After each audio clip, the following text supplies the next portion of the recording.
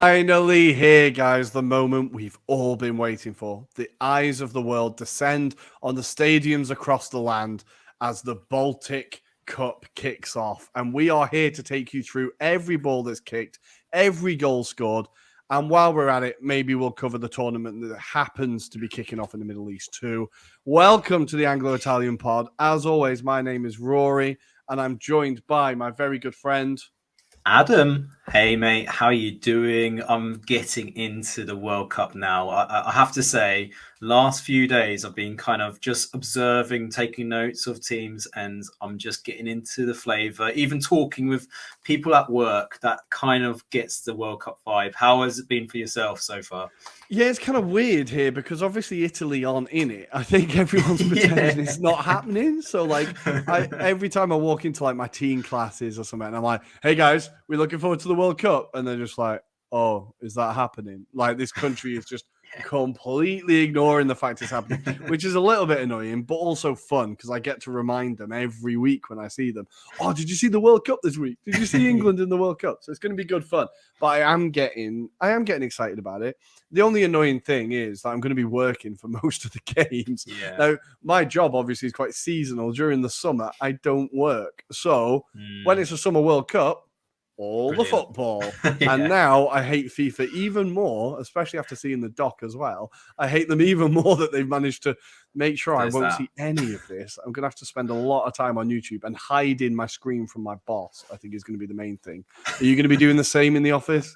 I'm going to be doing a bit of everything. So I'm going to have, at the same time as maybe a few calls, I'll have my iPad or mobile device streaming while I pretend that I'm actually concentrating on the call. I'm sure I'll get called up on like, Adam, you answering that question, or like, or some just silences like, sorry, I was on mute. Yes, that reason. But yeah, I'm going to try and take as much as I can. But yeah, it is going to be challenging. I suspect it'll get easier as we go through the knockout phases. But yeah, like yourself, I'll be keen to get in a few big games. And I suppose it starts off on Sunday, doesn't it? With the big one being Qatar versus Ecuador, right? It does. And there's already... Now, we're going to do a few little stories before we jump into World Cup. But let's do a little World Cup story. There's already an account that has claimed that the Qataris have paid $8 million to the Ecuadorian team for them to lose 1-0 to a second half goal. Now, this account has a blue tick, but if you've been on Twitter recently, you now know that means nothing. So we shall see. All I would say is now pile on, like you're Ivan Toney, pile on Ecuador winning, because FIFA cannot afford Qatar to win now because the rumors would be rife. Adam, what did you think when you saw that tweet? I fell for the blue tick, and then I remembered Elon has ruined Twitter. You've got to have a bit of skepticism, but at the same time, if you've seen the videos of the fake England fans that are cheering on the England squad and also saying that their heroes are Wayne Rooney and Frank Lampard from the bygone eras of England football team, you can kind of feel that this could be legitimate, but you have to take it with a pinch of salt. As you say, the blue tick does kind of give it away a little bit, but I wouldn't put it past it. I would definitely not put it No, past it. no. And Martin, who we were lucky to interview for the Ecuador episode on YouTube, he kind of said the team that hosts has never failed to lose on the opening game of the tournament. So that's a very interesting stat. So maybe it is written in the stars for Qatar to maybe get a point in this. Don't know. What do you think? Well, I don't know. I hope not. I really don't want that team to do well. I'm sorry. I just don't want them to do well. But before we go into the World Cup, we want to talk about a few stories, and I've kind of touched on one of them already. Ivan Toney, something's been revealed about him. Even more's been revealed about him this week. What was it, Adam? Yeah, so if you look at the abbreviations of his actual full name, it spells out the word I bet. So it is Ivan Benjamin Elijah Toney. So yes, the clues were there all along. The clues were there all along. But the amount of memes that have come out since. So in addition to the story that we've just covered, there was a meme that kind of said, "This is Ivan Toney," a minute later after hearing that news, and it's just him spending like £1 million on this particular bet, basically, and loads of sites doing that. But it's not looking too good on Mr. Toney, because there's a lot of stories stemming to his Peterborough days as well. There's a very dodgy video. It came up this morning on my time feed, which was, there was an incident against, I want to say it was Crawley Town, and he handballs the ball from going into the net when he doesn't need to reach out with his hand, if that makes sense. He got a red card for it as well. So was there intentions to everything is going to be analysed by him now, isn't it? It's crazy. Man, everything's going to be analysed. This is going to be the thing, you know, like when people think of Mickey Thomas, you just think, you know, that he printed fake money, right? Yeah. This is going to be like Ivan Toney's thing. Is like, oh yeah, he's the guy who like bet on all the games, right? They're just going to follow him around now. That's it. It's kind of a shame, but you know, don't bet on the rules are pretty clear. They should be stricter, they're very clear, but the rules are pretty bloody clear. Unlucky, Ivan. Unlucky. It's your own fault. The next story we're going to talk about is, and this has all been brought to my attention by the Sweeper at Sweeper Pod. Great account to follow. They kind of do the minor leagues around Europe, give you all the little details. And they did give me the inspiration for our intro this week, as the Baltic Cup did kick up. Now, it's a kick-off. It's a biennial tournament, and it's between Latvia, Estonia, Lithuania, and Iceland. And both of the games were settled on penalties. And Estonia was 1-1. Latvia had a man sent off and won 5-3 on penalties. The 10 men were victorious. And in the other semi-final, it was 0-0 between Lithuania and Iceland. Iceland had a man sent off. So it's not a friendly tournament. They do seem to go for it. And then the 10 men again won 6-5 on penalties. So the match for third place will be Estonia versus Lithuania. And the final is Latvia versus Iceland. And that will take place on Saturday at 3 p.m. Eastern European time.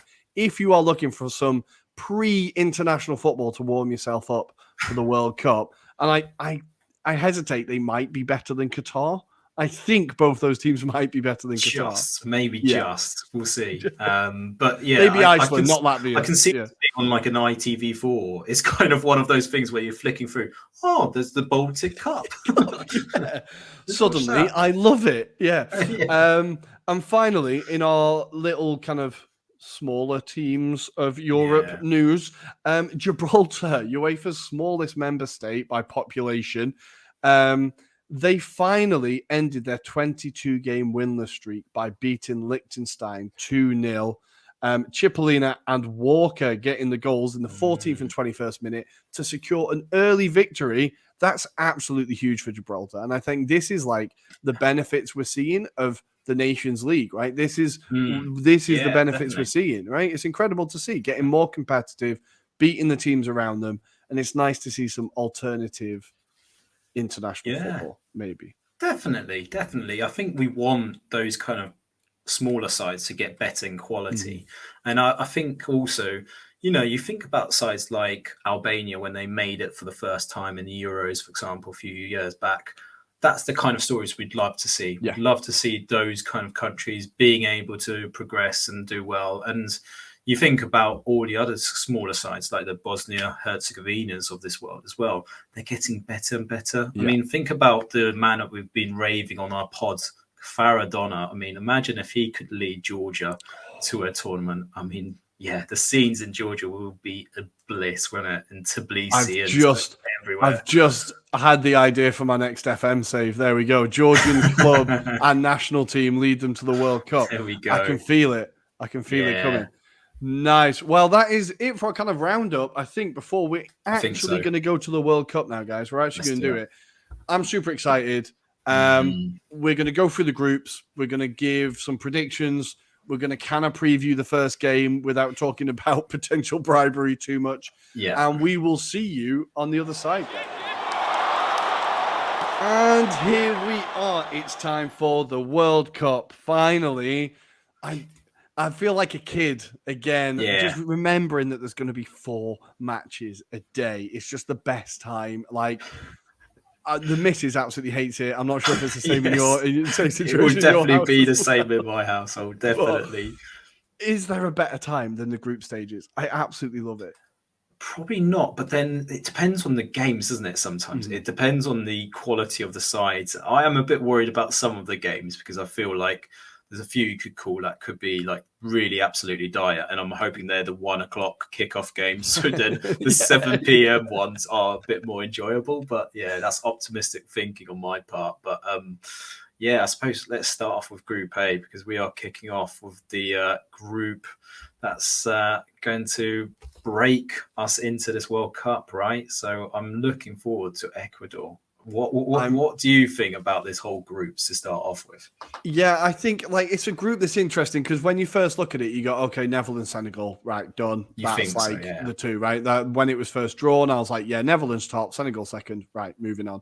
And then the more you learn about Ecuador, and our listeners are going to be sick to death of us saying the word Ecuador, but Ecuador, they do have a really, really exciting team. Not only the likes of Caicedo and Enciso that we've known from Brighton, but they're kind of sprinkled with exciting talent everywhere. It's a very young team, and they absolutely smashed the qualification campaign. Like, I think people underestimate how difficult South America is.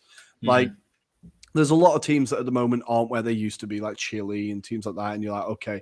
So it makes you think that the competition isn't there, but there's also the fact that it's one big league. Like, there's like it is just one division. And then you have to go to places like Bolivia and play in like altitude, and you have to go to like these ridiculous conditions.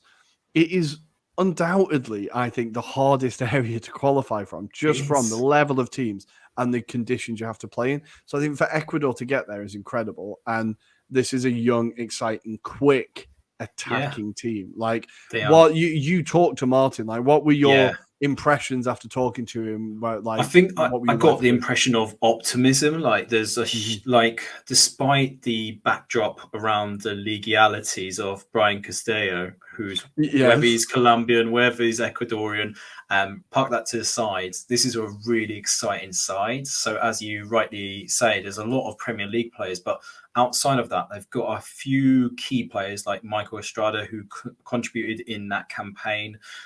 They've also got the likes of more experienced players like Angel Mena, who plays at Leon in Mexico. He's a key player in terms of linchpin, but the big player to call out that I think is going to really come to like everyone's kind of thoughts now is a player called Gonzalo Plata, plays for Real Valladolid, and he's an exciting winger.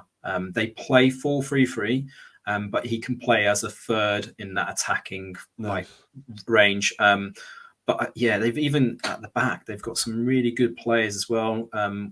People will remember the likes of Enner Valencia as well from his days at West Ham. He's the main linchpin in terms of he's the captain. He's the one that's experienced in that squad as well. I'm really excited. And as you alluded to, tough qualification. They drew against the likes of Brazil and Argentina as well. So that kind of shows you the quality they've got in that squad. In the coach of Gustavo Alfaro as well. He's an Argentinian. He's been manager of Buenos Aires and all of these different clubs in Argentina. So I'm really excited. Like, if it doesn't come out in terms of my tone, definitely I'd say put your money on Ecuador, Ivan Toney. I think they could surprise a lot of teams in this qualification bit. And I actually think they could shock a few teams in this opening stages as well. So, let's move on to the other teams. I just very quickly wanted to say they've also got a striker whose first name is Djorkaeff as well. I absolutely love it when you see footballers that are named after footballers. The backstory, he's named after Yuri. Yeah, amazing. There has to be, right? Djorkaeff Riasco. So hopefully we see something of him in the tournament just for the name alone. Love it. Absolutely love it. But we need to talk about Netherlands. I think Netherlands are a team that slowly are becoming a lighter and lighter horse. People are kind of realizing, I think after the kind of results against Belgium and stuff in the qualification, people kind of realize there's a proper team there. And Louis van Gaal has got his tactics across. He's got his system set in. And it feels like they could be real contenders. It looks like, depending on the bracket, they could be drawn against Argentina quite early, I think, the way it lies. So if they do it, it's going to be the tough way, but they've got to be looking at top in this group, right? I think they will, just purely based on the quality they've got in their squad. They played Poland recently in the Nations League, and they tore us apart. They literally just controlled us, and they seem just like they've got a bit of a freedom about them. And, Van Gaal, I think it's almost a lot of people have got a lot of love for him at the moment because of what he's been going through. And it feels like this is definitely his last tournament with the Netherlands. I don't think you'll see him coach the Netherlands. He's been brutally truthful. He said his piece on Qatar that he shouldn't be here in terms of World Cup, which I love. But just more to the squad. I mean, the fact that they've had to leave out a few names like Sven Botman, at Newcastle, that kind of shows you the depth they've got. The only one concerning aspect you could maybe argue is goalkeeping wise. They've got a very aging goalkeeping moment, which is very strange. You kind of think there must be a young Netherlands goalkeeper, even in the under-21s, that might be aspiring to be in this World Cup squad. But even if you look at their front line as well, so Bergwijn, obviously Depay, but they've got likes of Wout Weghorst and Vincent Janssen, which... Can you imagine that? Say they're losing a game, they bring those two on. That would be hilarious. I can't wait to see Weghorst there. I can't wait. I cannot wait. I think the goalkeeping situation is mad. It's that 38-year-old from Ajax, right? Who barely played for Ajax, but now it's an insane situation. That, and I think maybe that is the kind of chink in the armor there. That it's good, but it's not quite perfect, right? Exactly. We all love Louis van Gaal, and his press conferences are going to be great entertainment the entirety through this tournament because he never minces his words, right? Never ever minces his words. Love him, absolutely love him. We need to talk about Senegal. Then we're going to move on to Qatar. Now, Senegal, the terrible news, genuinely terrible news, is that Sadio Mane is not going to take part in this tournament now. It seems like he can't get over the injury that he sustained. And for Senegal, this changes a lot. Now, obviously, they were a team that they won the AFCON, right? They had a very, very successful, they've got a lot of talent around him. But if you saw them in the AFCON, everything did kind of focus around him. He was very much the linchpin of that team. How do you think they deal with this? Before we go into the squad a little bit more, how do you think they deal with it?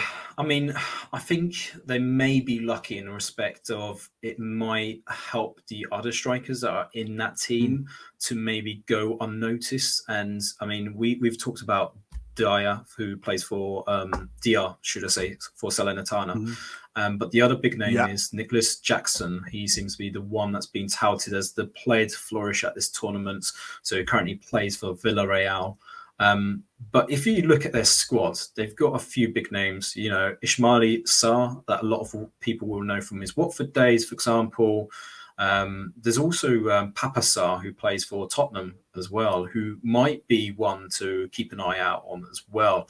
But generally, if you look across the team, they've got quality in midfield, they've also defensively. And if you think about goalkeeping wise, I think I listened recently to a Senegalese expert, and he said the fact that they've got Mendy now as a goalkeeper is an improvement on what they had before. Yeah. They've also got Seny De Jong, who plays for QPR. So, yeah, I think they've got some quality across the pitch.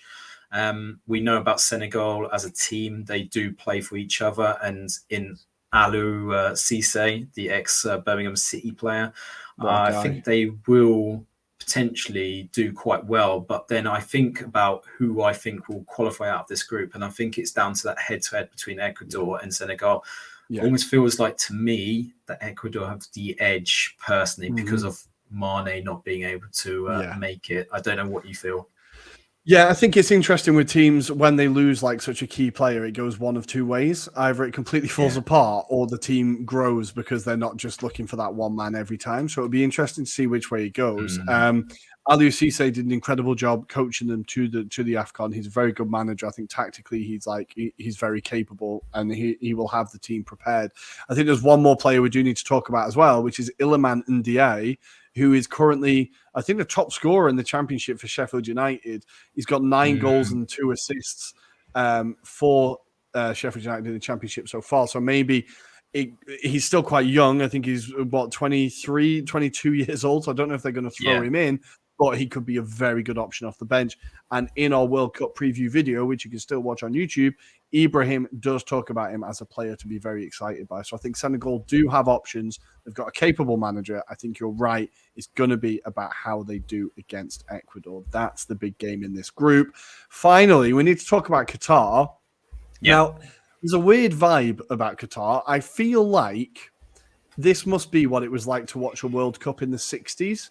You know, like when you didn't know anything about a team. You're just like, we're playing Brazil. I hear they're good, and you know nothing about their players, right? I've heard a whisper on the wind of one of their strikers. I've heard less than that on Qatar. Like, I know nothing. I know they got to the fight. They won the Asian Games, right? They did, yeah. I think they beat won. Japan in the final, which is like, whoa, okay. Massive, huge. So there's obviously some quality there. I could not tell you anything else. Yeah, so I'll be honest, I've kind of a little bit unprepared, but there is one player that I will call out, and he's the striker called Almanos Ali. Hopefully I pronounced that quite well. He's their top goal scorer in their team. He's going to be the linchpin for them. The one thing that I get the impression with Qatar is that they're well drilled and they'll probably be technically quite good. So they've had influences like Xavi being there, obviously, and they've got the Spanish coach at the moment in charge of them. I'm just trying to grab his name Felix Sanchez, that's it.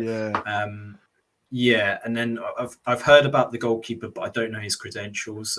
Saeed El Sheib. Again, don't know if I'm saying that right. But I'm totally expecting them to be the whipping boys of this group because I just don't think they've done enough at this stage. However, I think they've done massive grounds in terms of trying to improve their status in terms of footballing wise. I think it was reported that they were 109th when they were awarded the actual tournament, and now they're somewhere ranked around the 50, 55, 51 position in FIFA rankings. That's whether you believe the FIFA rankings. That's the problem. I don't believe Belgium is still number 1 in the world, I'm pretty sure.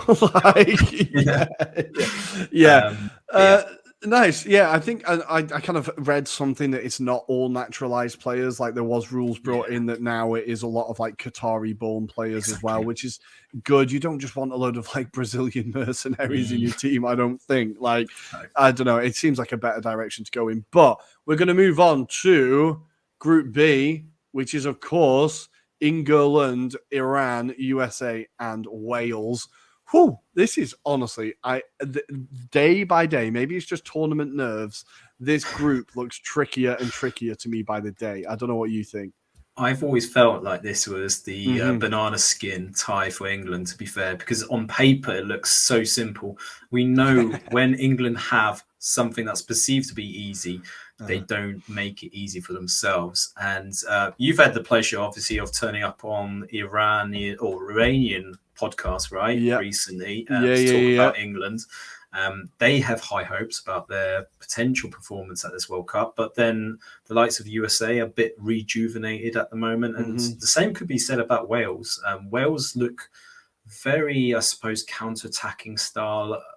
I think we should be wary of their presence. I think England, based on quality alone, should have enough to get through this group stages. But yeah, you only need one bad result to go the other way. And then the tension, as you kind of say, will just draw upon that squad, and there'll be a lot of pressure on those players. But maybe that's what they need sometimes. They need that pressure on their backs just to get them started. I mean, how do you see England really doing? Because we're not happy with the squad, right? We've reflected that. No, I think it's like, I think in general I'm happy with. There's just one or two changes I would have made, but most of it is kind of sensible and makes sense, I think. But what concerns me is that every game in this group, England are the only team that have anything to lose.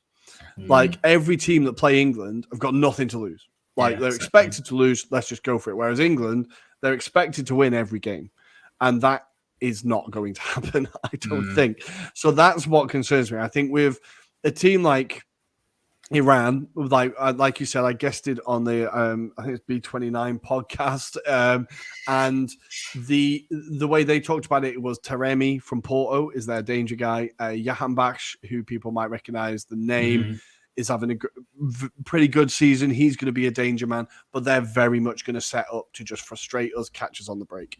Wales definitely going to do the same, but they're a team that we cannot give free kicks away around the box. We just can't do it. We just do not foul around the box, because Gareth Bale, like, to steal a phrase from Ellis James again, he says, when it matters, he matters, and he does it on the big stage. And I'm terrified that he's going to pin one top corner, because he's definitely capable of it. That being said, Wales, they are not a one-man team. There's a lot of just decent quality in that team. Even players like Nico Williams now, very good Premier League standard player. You got Aaron Ramsey, who's doing pretty well in France, can turn up on his day. You've got a lot of quality in that team. You've got Danny Ward, goalkeeper with tied the most clean sheets in the Premier League. That's some pedigree. Like, I think they're not to be sniffed at. USA are the one that I think people actually think they're better than they are. I think they're the only team where I'm like, I don't think they're as good as people think they are. But what do you think? I think they had the potential, but for whatever reason, it's never kind of come through. And maybe it stems from the reliance on the likes of Pulisic, potentially. I mean, he's been the key player for them for a number of seasons, hasn't he? So, I agree with you. I think USA will struggle, and it'll be interesting to see when they play Iran, because I think that'll be the third and fourth place spot. I suspect that's going to be Iran are going to fancy their chances, that's for sure. If there is something riding on that game, that's going to be so much fun to watch. That's going to be so much. Like, there's not going to be much football, but it'll be fun to watch. I think, with the USA, like, Pulisic has not had a run of games since I can remember him getting to the UK, really. And it feels like he is such a big part of that team. Like, Weston McKennie is a huge player for them. A player, again, I think is underrated, but he's okay. He's okay. The players that would concern me actually is Brendan Aronson from Leeds. I think is a very, very good player, and maybe in a slightly higher caliber team.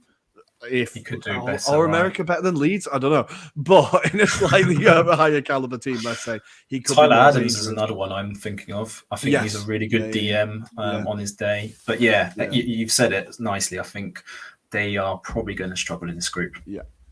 We shall see. Cut to USA 2, England 1, an egg all over our faces. But we don't want to spend too much time on England, because we could get stuck there for a long time. England squad, very quickly. How much do you love Declan Rice bringing an empty suitcase for the World Cup trophy? I love the piss boiling antics. I absolutely love it.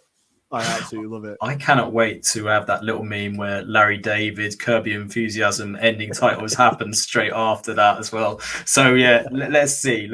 But that seems very quiet optimism from Rice's part anyway. I absolutely love it. I just think I think it's incredible. Good work, Declan. And you can return it home to Ireland once you're done, right? Where you were meant to be. Nice. Let's move on to Group C.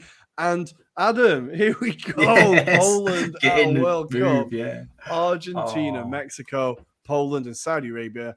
This is a tough group. It is a very tough group, and I think what we haven't mentioned to this point, and I think will be concerning for Poland potentially, is the conditions that we have to play in. So I think that hasn't been really spoken about too much. But the Polish coach Mikniewicz did mention that when he went there earlier in the year, he found it incredibly hot, very difficult to like kind of move around without sweating too much.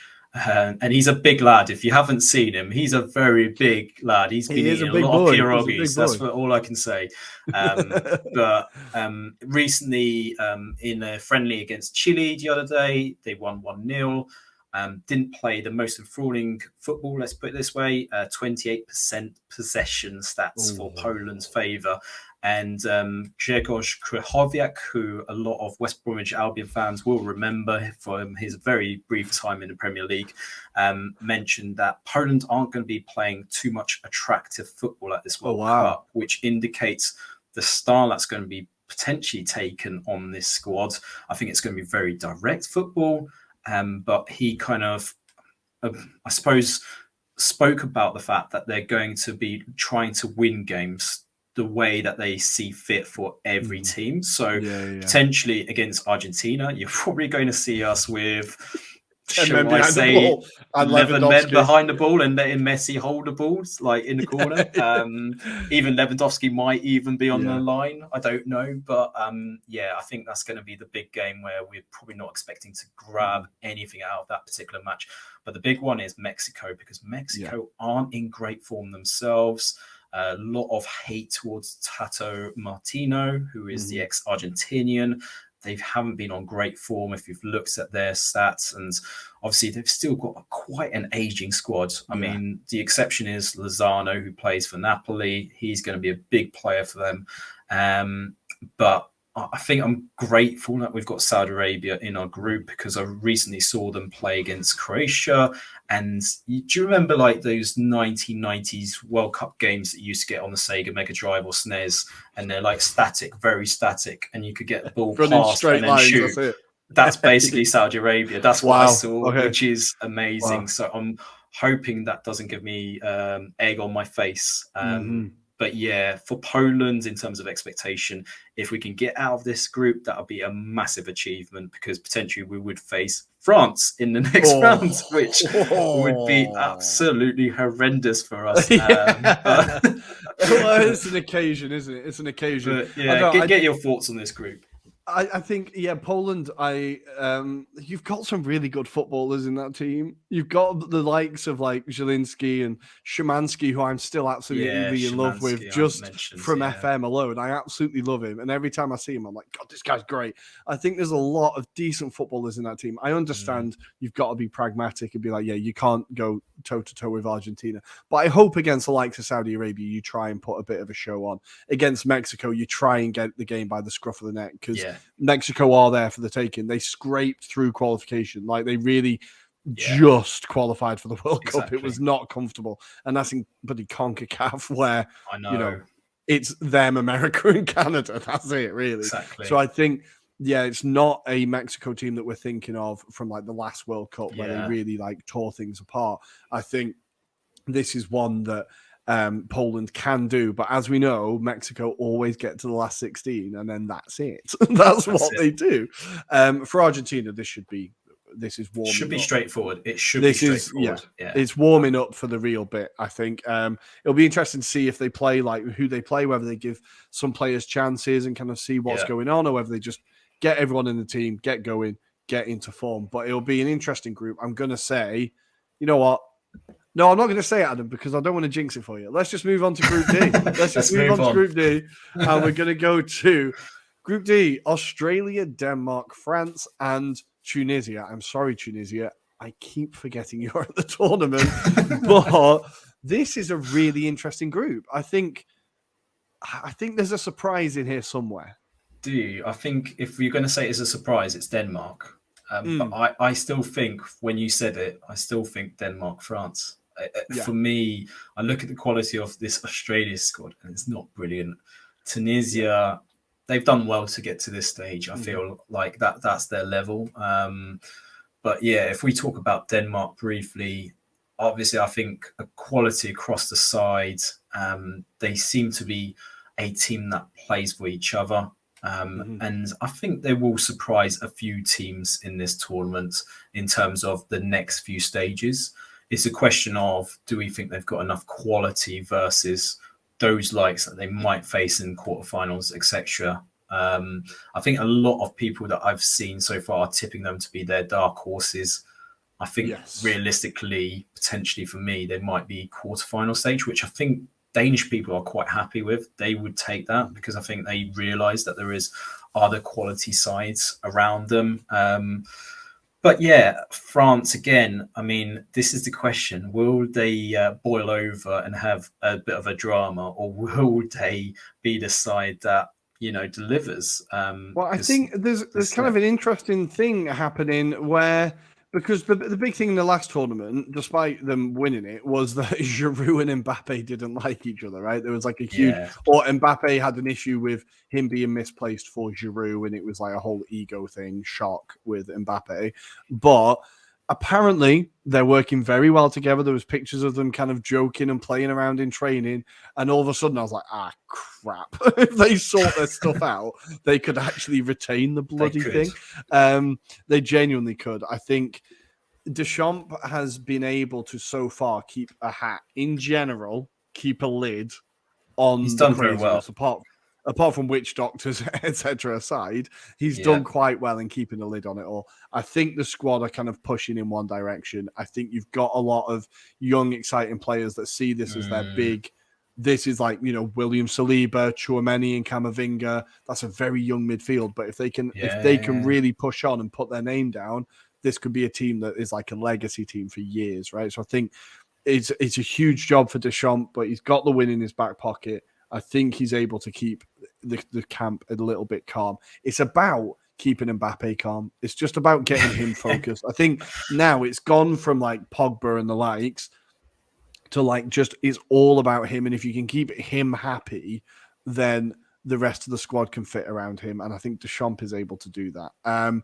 For Australia, I was just looking at their squad, and the only names that kind of Aaron Moy from Celtic. Exactly.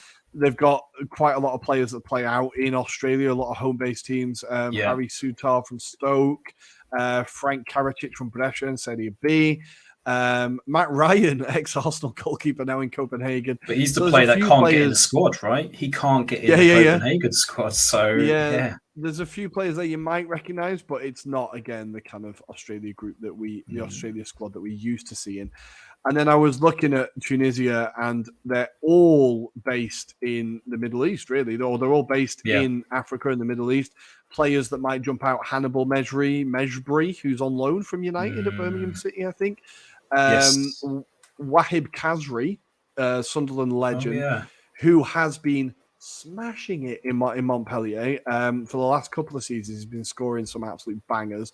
So he's definitely capable of a 30-yarder. I'm going to say, bold prediction, he scores a screamer in the group stage because he absolutely loves a rocket. But from Tunisia, I think it's great for them to be here without sounding too patronising. And I think they'll be harder to beat than people expect. That's what I'm going to say.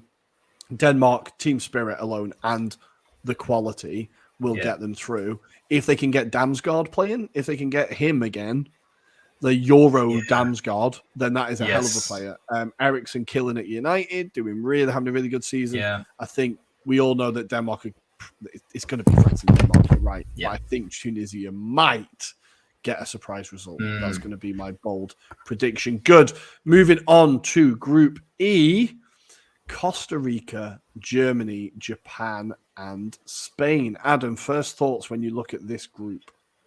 I think this is the hardest group, actually, in terms of there's quite a good mix of quality going along. And I think with every team, there's a bit of a flaw in them, right? So, even though many people might speculate and say Spain and Germany are the favourites to get out of this squad, if you look at the defensive lineup for Spain, for example, they're very aging. They're creaking. So they've got likes of Jordi Alba, Asper Coletta. And then you think about the other kind of players that they've got in their squad. Eric Garcia, for example. He hasn't had a fantastic season. Emerick Laporte, again, a player that we highlighted on the last pod as not having a fantastic game for Man City. So, being brought into this fold could be interesting. The same is said about Germany as well, because the big hype is around the fact that they didn't include Mats Hummels from Dortmund. They have got some fantastic players, though, having said that, like Schlotterbeck, for example, Matthias Ginter, who plays his trade with SC Freiburg. He's had a fantastic season there. The big story, though, is Nkunku, the striker. He's obviously a player that hasn't had a cap for the national 11, so to speak, but at under 21 level, I was looking before we joined the pod. Wow.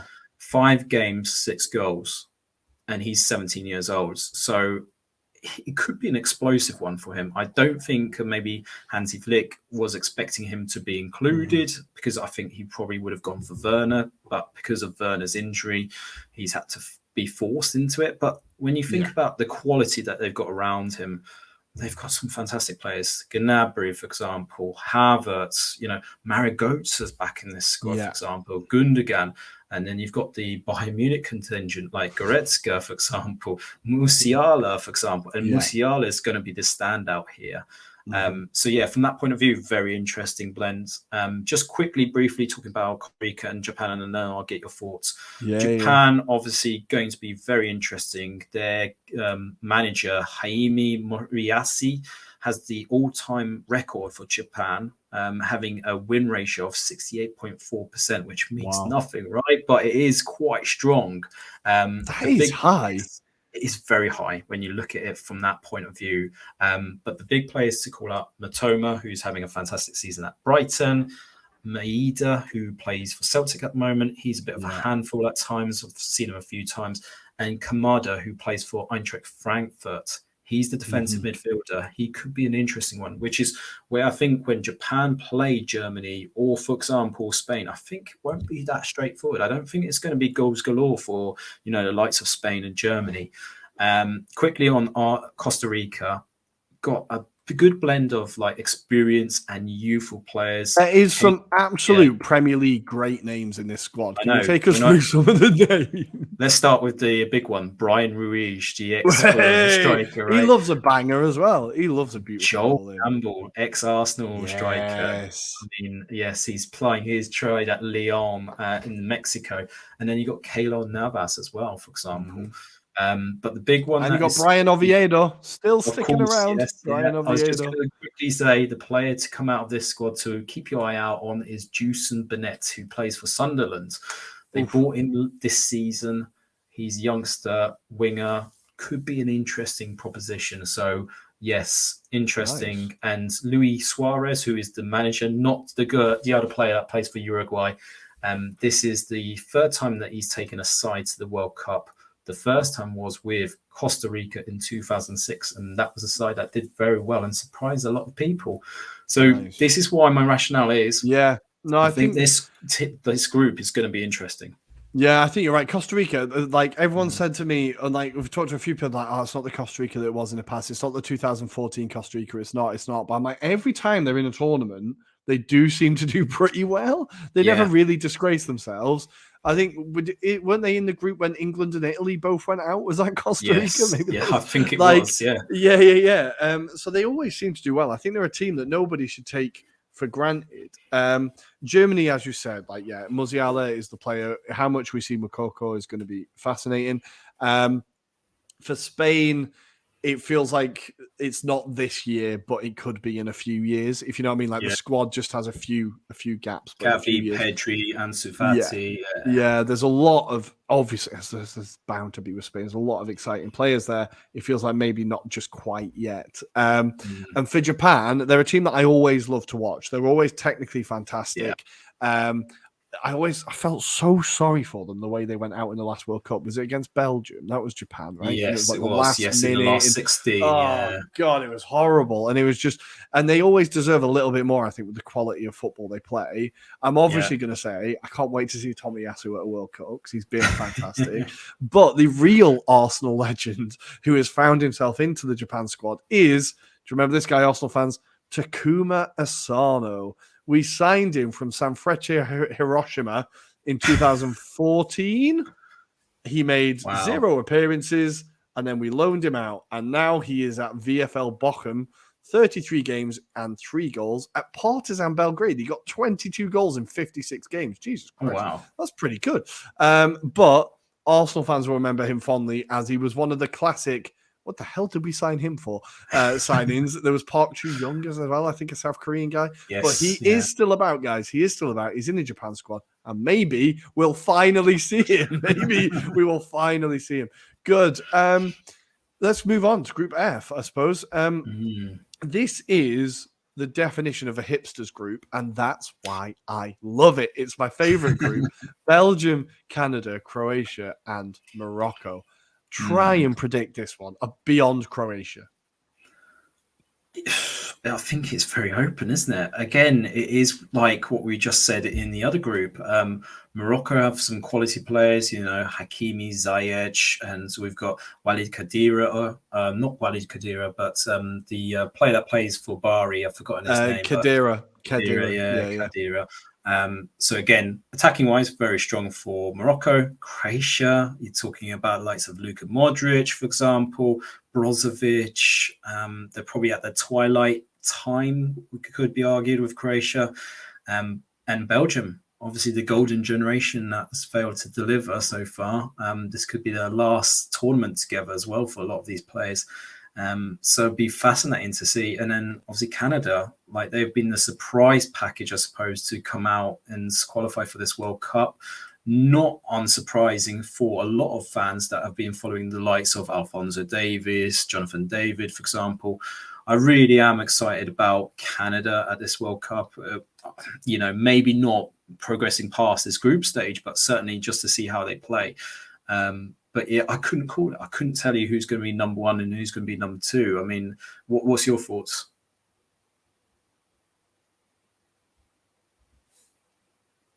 Yeah.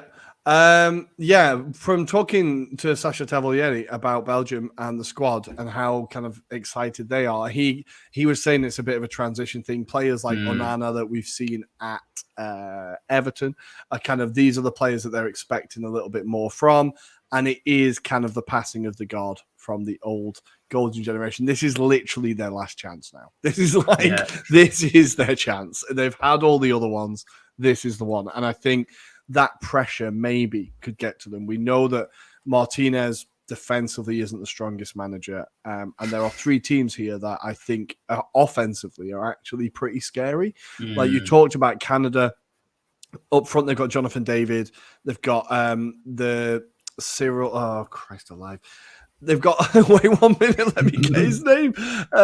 They've got Kyle Larin, from Club Brugge, who's like their record goal scorer. Junior Hoylett. They've got a few players that you recognize. Like, okay, they could do some damage. Osorio from Toronto. Like, there's a very good attacking team there, and I think their manager is doing a very good job. So I think for a team that can be exposed defensively, Belgium definitely can't take any of these games for granted. Croatia, again, like you said, one of the best midfields in the tournament between Modric and Brozovic and Kovacic. Like, unbelievable midfield. Like, and then everything around it, they're definitely dangerous. And Morocco, you got Hakimi and Ziyech alone is enough to cause you problems. And they're a team that in the past, all their big stars got kicked out by the manager. They've got the new manager. He's brought all the big stars back in. He's got them playing together. This is a team that's out to prove a point, because I feel like they let themselves down in the AFCON. They definitely expected to get further and do more. Yes. And I think people expected them to get further and do more. And I feel like this is their kind of right now. Let's show the world actually what we're about. So I think this group, most people will say Belgium and Croatia get through, but I think one of them misses out. And I think if it's one of them, it's going to be Belgium.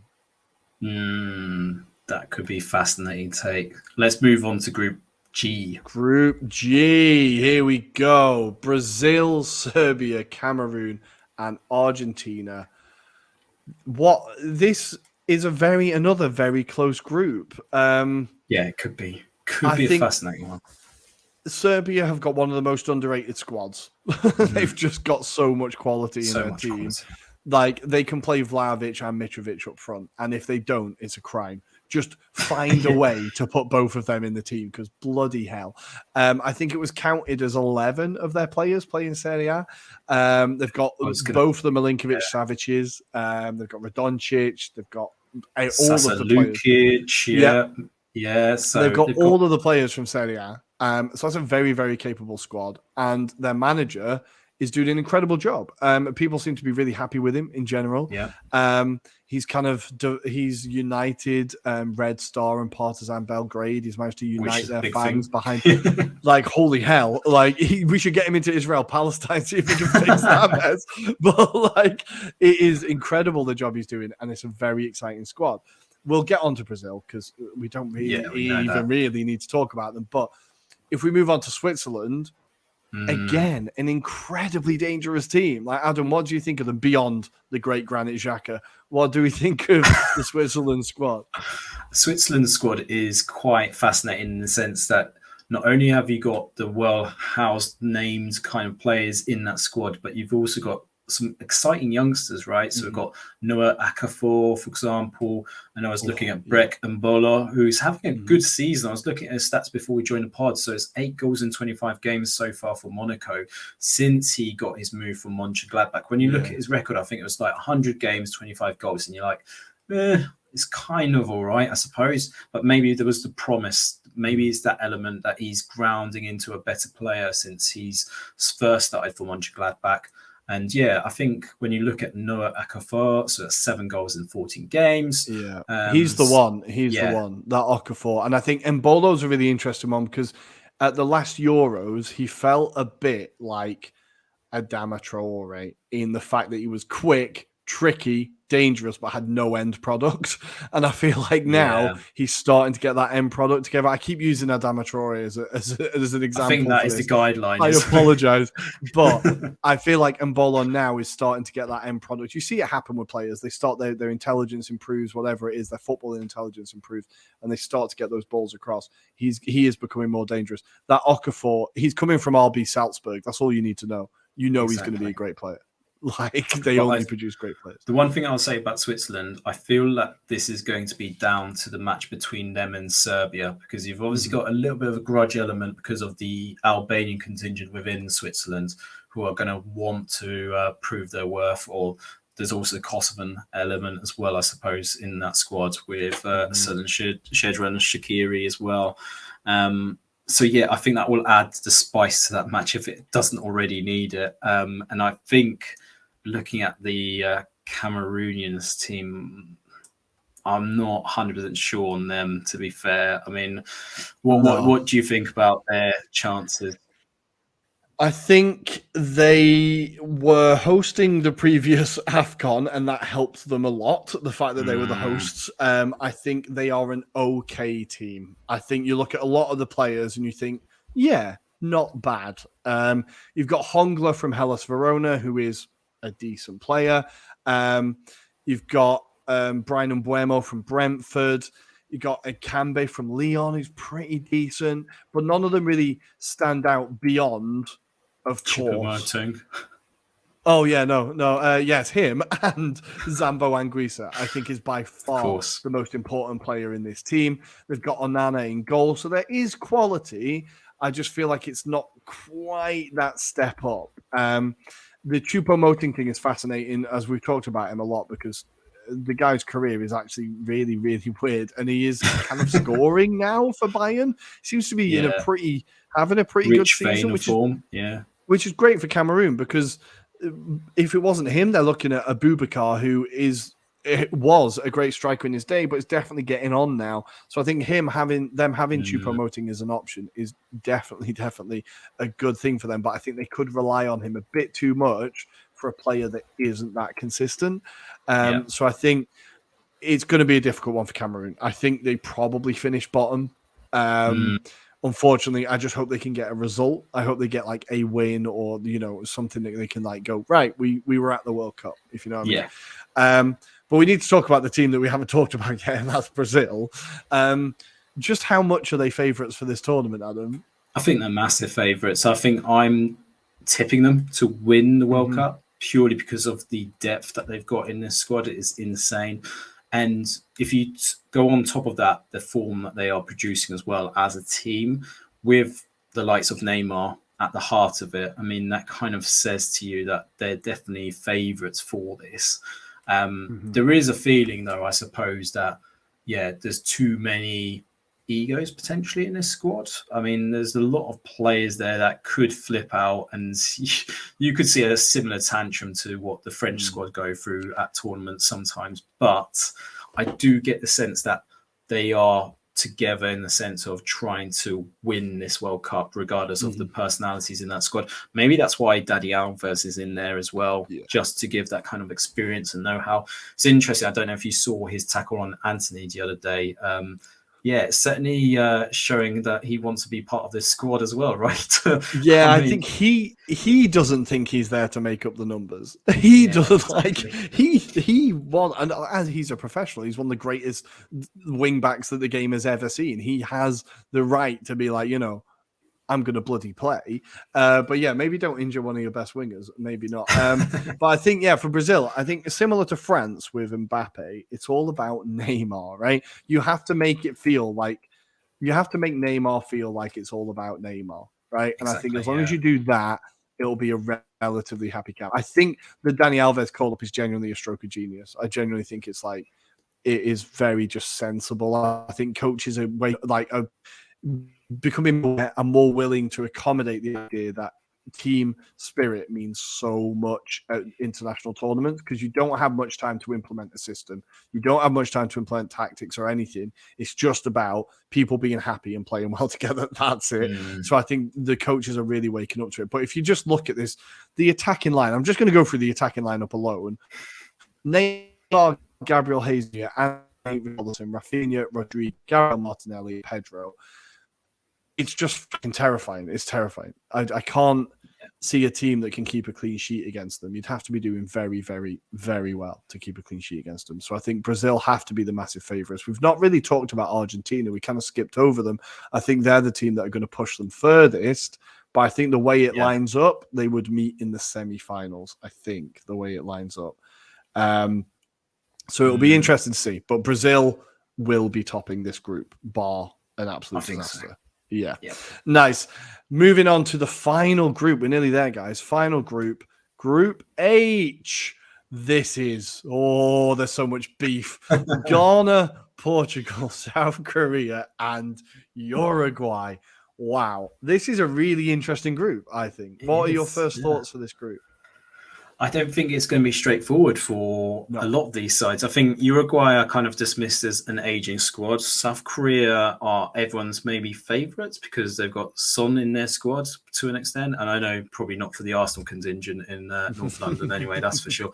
Portugal are probably maybe the outside favourites just purely because of quality alone. But I personally think they're probably favourites to maybe get knocked out at this group stage. I really do feel that you could see the tension with Ronaldo, and I'll be very interested to see how Santos decides to play or decide to have him in the squad. I mean, it was uncomfortable seeing what he did with Cancelo the other day in training, and the vibes just don't seem to be great down there. So I wonder if that's detracting from their concentration at the moment. It seems like the players are individually very focused on the job in hand, but if you're having to say, I've got to pass it to that cunt up front and let him take the glory, it takes a different emphasis, doesn't it? And it's fascinating. It could have been a tournament whereby, if he didn't say all of that, he could have come out of this looking like the hero of the hour because he's been dismissed by his club in the sense of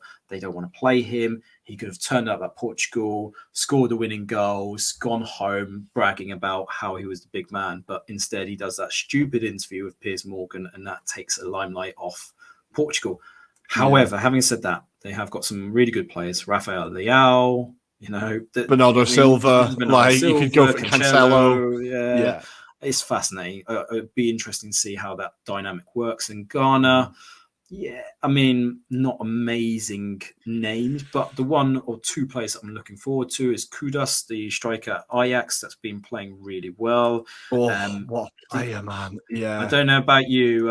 It's never a tournament when you don't see the RU brothers around as well, right? Yeah, they ride once again. They're still And going, man.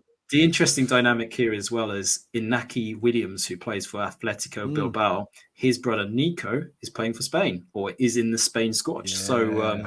yeah, that's going to be fascinating to see which brother outdoes the other in terms of tournament progression. But yeah, I mean, they're a solid side as well. You know, Salusu, who's the centre back at Southampton, he'll be there as well. So Tariq Lamptey, you've got Lamptey, Daniel Amati. Amarty, So Thomas just Partey. No matter what you think of him, he's a very good player.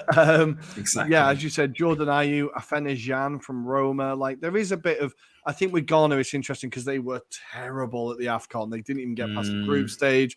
I think they didn't win a game. They were awful. I think people were kind of expecting them to continue that a bit, but they've added a little bit to their squad now.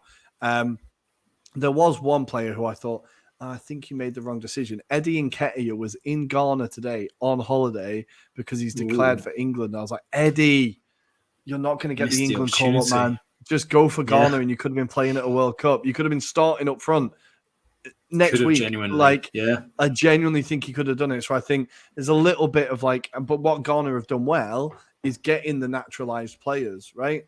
Yeah. They've got the Tariq Lamptey, and they've got the players that kind of got Ghanaian heritage, and they've said, right, come and play Jump for us. ship, So I think, come and play. yeah, there's a bit of quality in there. It is looking all right. The game that everyone's looking forward to, though, is Ghana versus Uruguay. Jesus Christ, that is going to be all the history in that game. All the history. There's going to be can you imagine? Suarez. so many grudges to settle, and the Uruguayans love pissing people off.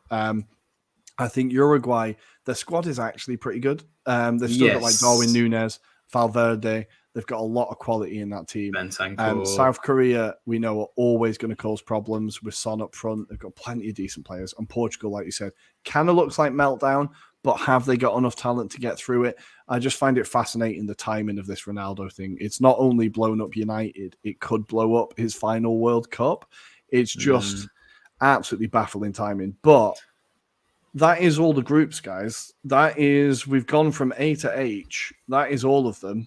We're going to take a very quick break before we do our predictions and send you off to the weekend.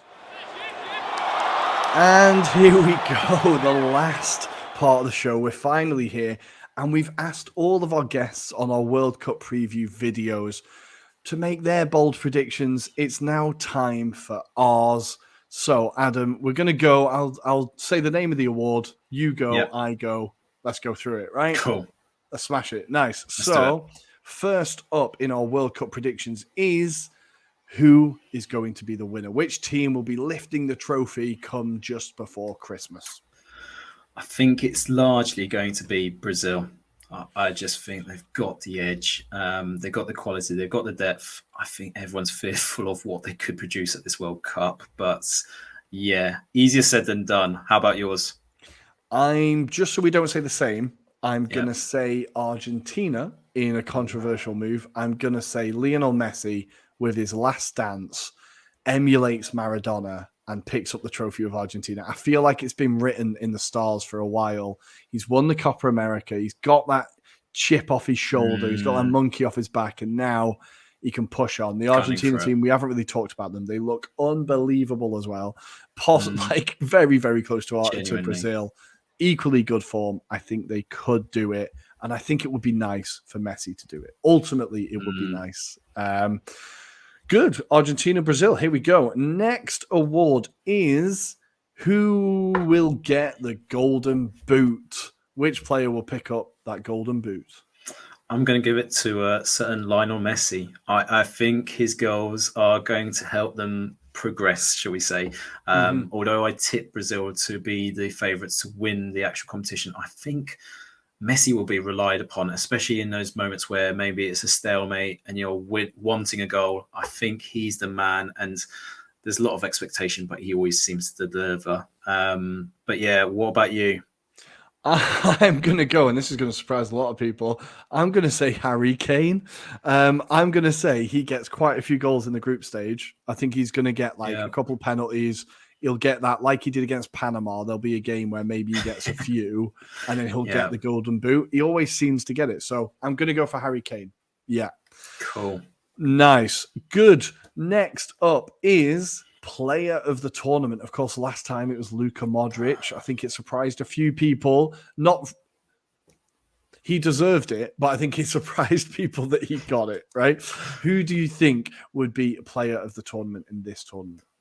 Adrian Rabiot. No, I'm joking. Yeah, no. It would be hilarious if it did. No, definitely not. I actually think it might be Pedri from Spain. I think he could be a very interesting player. I think the form that he's in, he could be surprising a lot of teams and just general fans. I'm just fascinated to see how he turns up for this tournament, because I think he really did shine a light at the Euros. It'll be fascinating to see if he can repeat that at the world stage as well. How about you? Nice. I'm still kind of deciding in my head as we speak, but I think I'm going to go for such a boring prediction. I'm going to go Neymar. I'm going to say, fair enough, despite Brazil not winning it, I think Neymar's going to have an incredible tournament, and it's going to be like a consolation thing of like, you didn't win, but you were unbelievable. Kind of like it was for Modric. He did deserve it, but it was this is to show how incredible you were. And I think it'll be that kind of thing for Neymar. So I'm going to say Neymar. I'm sorry, Luca. I've really digged in on your player of the tournament award for some reason. I didn't see that happening this evening. Next, we have the Turkey award for the team that everyone thinks is going to do well, but won't. I'm going to go with Portugal. I've given a bit of background. I think the Ronaldo thing is going to take its toll. But more importantly, I think Santos isn't a great coach. I fear for Portugal. They've got a fantastic, individual talented squad. When it comes to being a team, they seem to struggle. They didn't really qualify out of the groups in spectacular fashion, it has to be said. And yeah, I think this Ronaldo scenario is just going to make it even worse for them. So that's my tip. How about yours? I think I've already kind of said it, Belgium. I think people are expecting Belgium to do very well. I don't think they will. Yeah, Belgium. That is going to be my answer. Cool. The Turkey award for the biggest disappointment. Nice. Next up is the James Rodriguez award for the player that is going to be a breakout star of the tournament. What do we think?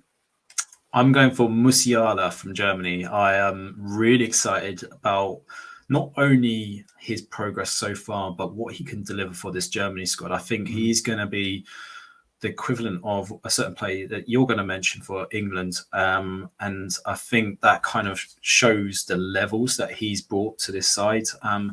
But just more important, I think he's going to be a big name for years to come. And I think people are going to be really on his tail, hoping that he signs for them when his contract's due up. But it won't be for any time soon. For the time being, he's still a Bayern Munich player. How about yours then? Yeah, mine is kind of Germany-based as well, but playing for England. I think a lot of people know how good this guy is, but I think a lot of people are going to really know how good this guy is, providing he gets starts under Gareth. I think he should. I'm going for Jude Bellingham. I think this is the tournament where he announces himself as a world-class player. I think this is where people go from promising youngster to world-class. I think this is when it happens. I'm super excited about him. I have a dream fairly regularly of Arsenal signing him in some fever dream. I am in love with the guy, and I think this is the tournament where he's really going to kick on and just bring it home for England. Why not? It's the first time we've mentioned it. We're over an hour in, guys, and we've not mentioned it yet. Nice. The next one is the El Hadj Diouf Award for which player is going to be sold and then be terrible. Yes, I've gone for his compatriot, which is Ismail Sarr, who's currently playing his stride with Watford. He's not a bad player by any stretch of imaginations, But if he has a fantastic tournament, then I can see someone splashing out 60, 70 odd million. Watford will go, yes, please, and the rest. And then, yes, he might turn out to be terrible. What about yours? I'm gonna go. I've had a quick change of mind. I've had a quick Choupo-Moting. Choupo-Moting. He's gonna get a big move from Bayern Munich. Bayern Munich consider him disposable. They go, you know what, we can sell him. A club come in with a big money move off the back of a tournament, and then he ends up at Stoke Choupo-Moting again. So that is going to be my prediction. Choupo-Moting gets the El Hadj Diouf. Have we both picked? Oh no, he's Senegalese, not Cameroonian. No. I keep doing that. Good. I keep doing that. Good. And the last award, Andrew Jennings Award for standing up to pricks. Who is going to be the first person to anger the Qatari government? I think it's going to be a certain Danish player. Now, I did have to kind of size it up, and I think it's going to be the captain, Simon Kjær. I'm sure he'll be brought up on the human rights and the Denmark stance, especially with their kits, right? And I'm sure he's going to stand up for that. He's a strong leader. I'd love him in my side, to be fair, fighting my corner. And he generally comes across as a nice guy. So really despite the fact that he plays for AC Milan, he's a nice guy. So yeah, I'll give it to him. What about yours? Nice. I am going for a man we've mentioned already in the show. He loves just saying what he thinks. And I think there's definitely going to be a little snide comment somewhere, or little, it won't be a direct call out. It'll be a little comment that goes viral on Twitter. And it is, of course, Louis van Gaal. I think he's definitely going to say something in passing to someone that's just going to cause all sorts of shit. Whether it is, are we allowed cameras in this room, or something about, there will be a comment that means that he upsets them. And it will be another reason for us to love him. It will be another reason. But guys, that is our predictions for the World Cup. We are going to revisit this at the end and see just how wrong we were. But for now, I'm going to hand over to Adam to take us out of the show. Yes, thank you, Rory. So I'm going to bring to you guys, listeners and viewers, about the account that is called Cards of Qatar.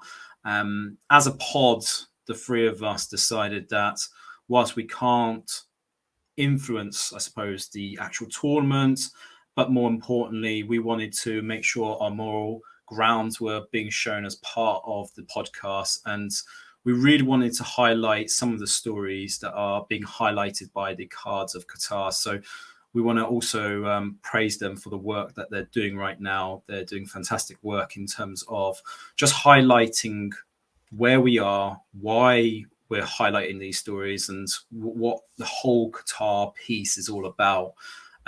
So just to kind of break it down, obviously, for those that might get distressed quite easily, then I'd maybe suggest that you put this down for a few minutes whilst I read a few stories that have taken place. Now, I've picked these 3 stories just to highlight the levels of, I suppose, hypocrisy and everything that is about this World Cup. And every story is in memory of an individual. So I'm going to start off by highlighting the story of Manjur Karpathan. So Manjur Karpathan from Nepal died in Qatar on February the 9th, 2021 at the age of 40 years. His death certificate issued states that the heart disease was unspecified and that it does not provide information about the underlying causes. His brother Ahmed Hussein told Amnesty International that Manjur worked as a truck driver, that he was healthy. They often talked about his job, and he complains about long working days. The heat and of the air conditioning in the truck was often broken. But he never complained about his health because he died at home and not at work. The case is not covered by the compensation laws in Qatar. Then I'm going to highlight in memory of Mohammed Suman Miar. So Mohammed Suman Miar from Bangladesh died in Qatar on April 29th, 2020 at the age of 34. The death certificate from the authorities states that he died of heart failure as a result of natural causes. But nothing about these causes are the family that borrowed $7,000 from the visa. Eventually, he got fired at the job at the construction site. The temperatures when he died was about 38 Celsius in the shade. Suman's colleagues told his family that he died towards the end of a shift from a heart attack and that he was taken to the hospital, but that his life could not be saved. Finally, in memory of Tal Bahadi Kati. Tal Bahadi Kati from Nepal died on the night of May 28, 2020, at the age of 34. His death certificate issued by the Qatari authorities states that his death was due to acute heart failure due to natural causes. He never complained of any symptoms. I have a hard time believing that he would just die, Miss Bipani told Amnesty International. She wanted his body to be autopsied, but was told by his neighbors in Qatar that it would not be possible to determine the cause of death. We had no children of our own, and it feels as if they set my husband on fire and as if I am burning in oil.